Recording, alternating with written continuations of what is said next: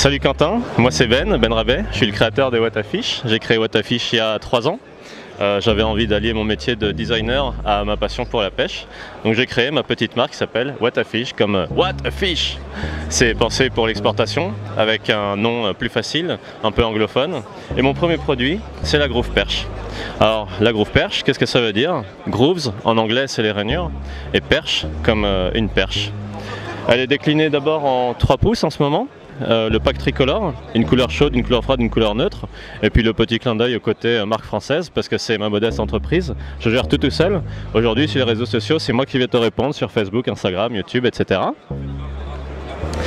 Et elle est déclinée dans une taille polyvalente qui est le 3 pouces parce que c'est ma manière de pêcher. Je viens de Paris, je pêchais en street, je pêchais beaucoup en drop par exemple, et donc je pêchais pas mal la perche, le cendre en 3 pouces. Alors, hop là.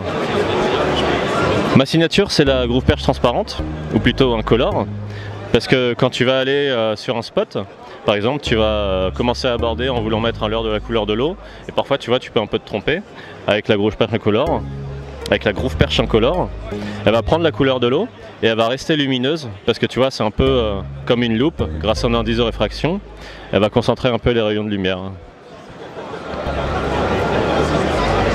Alors mon métier de designer aussi il consiste à trouver des matériaux très solides pour offrir des matériaux souples en même temps. Par exemple ce leurre là, tu vois, tu peux tirer dessus pas mal, ça fait 3 jours que je tire dessus, la pauvre.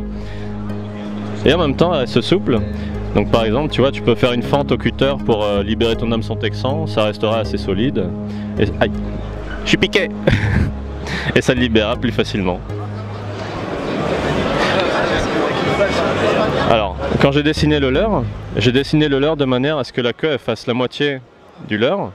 Parce que si jamais tu te fais couper ton leurre, ça te fait en finesse, tu vois, ça reste assez souple. Tu peux pêcher en drop dessus par exemple. Ce qui est ma manière de pêcher. Le drop c'est la manière de pêcher que j'utilisais le plus. C'est pour ça que j'en parle beaucoup. Oh pardon. Voilà.